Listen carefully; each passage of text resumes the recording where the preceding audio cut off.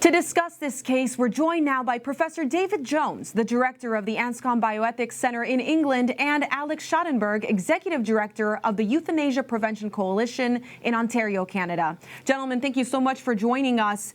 Professor, I'd like to start with you. I think it's really important to bring it home for us who don't really understand the UK system.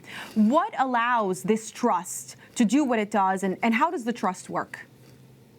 So people sometimes think that this is an argument between a doctor and a parent about the child, but the doctor's just part of a large hospital, and the hospital itself might be part of a larger sort of structure, a bit like you might think like an insurance company in the States.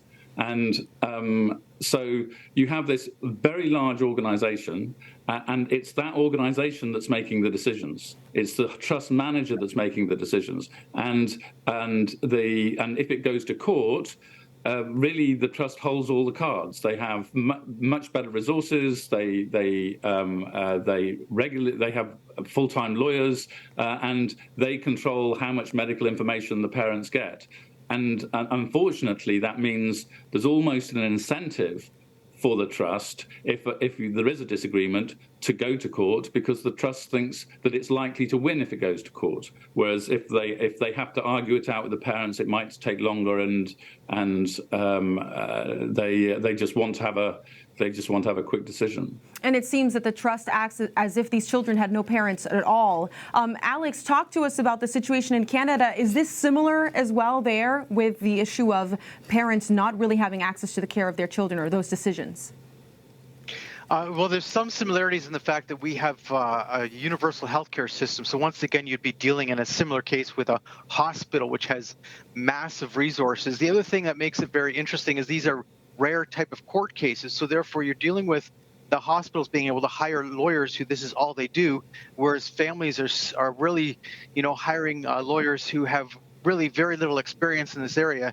So it's really a David and Goliath situation every time.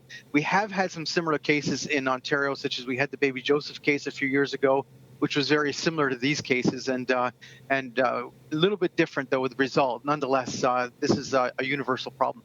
Absolutely. Now, Professor Jones, it seems we've had these cases over and over and over again. What do we need to learn from these tragedies?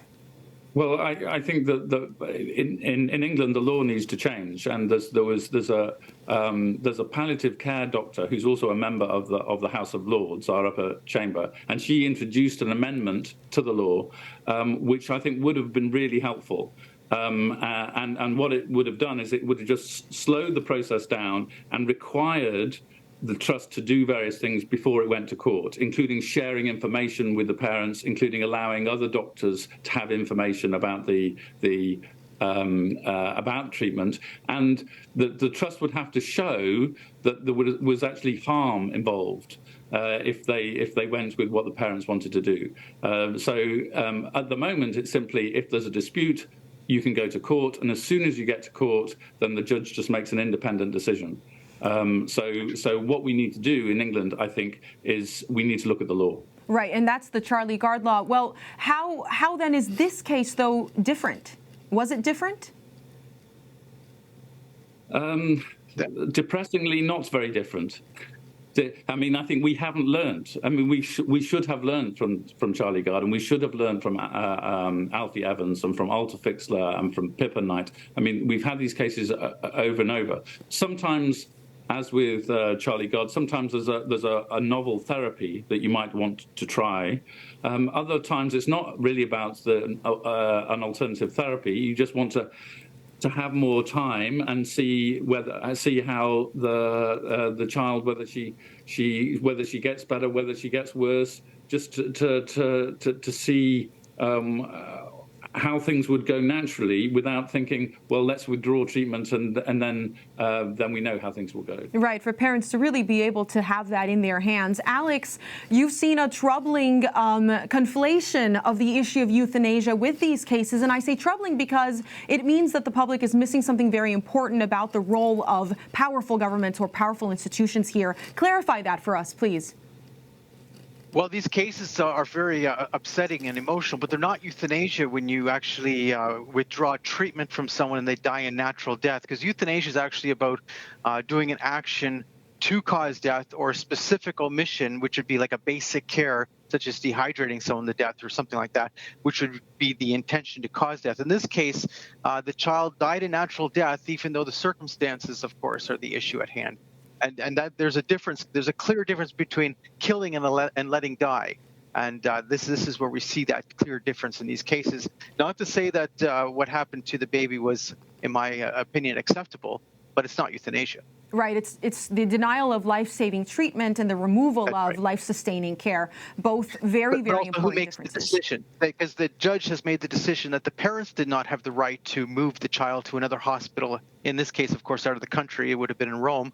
Nonetheless, it's usurping the right of the parents to try and make the best decision when they love their child. Like it's totally different than in a case of abuse. This is parents who love their child who are trying to make the best decision for their child who's very sick.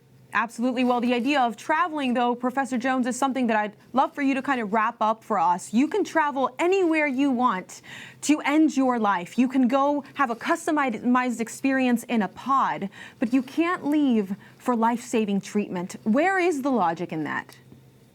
So it's not about the fact that you can go to have assisted suicide in Switzerland, but you can't go for treatment somewhere. If you're an adult, you can. The problem is if you have a child, it's like a custody battle. Except instead of between two of the parents, it's between the parents and the hospital, and the judge comes down in favour of the hospital.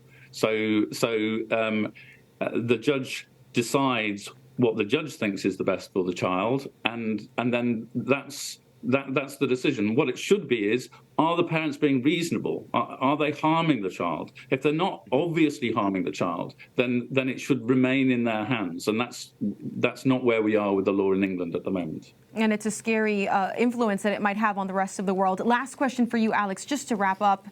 In Canada, Quebec, that province is particularly notorious for the way that it uses and implements euthanasia, especially with the elderly. What are the points of pain that we should be watching around the world on this issue?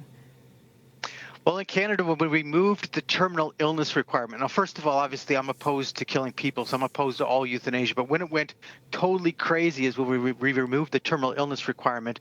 And now you have a situation of people who have disabilities. They qualify for euthanasia based on their disability, but they're asking for it based on poverty or homelessness or an inability to get medical treatment.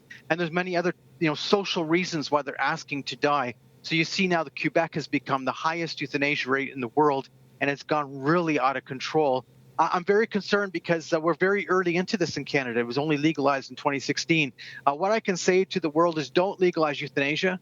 Don't ever do that. And the reason is that you can't really control it. And I'll give you one prime reason. All the restrictions they put into the original law, which I thought were just, ink on paper anyway. Nonetheless, all those restrictions that have been torn down based on this concept of equality. You can't deny something to somebody else. That's why they got rid of the terminal illness requirement. They said it was unequal. When you deny this to someone who's not terminally ill, it was an unequal access to I would just say a legal situation. So that's how the courts dealt with it, and that's how Canada's dealt with it. So equality ends up getting rid of your protections in law. That's right, and it allows the government full control. Well, thank you, gentlemen. I really appreciate your time on this.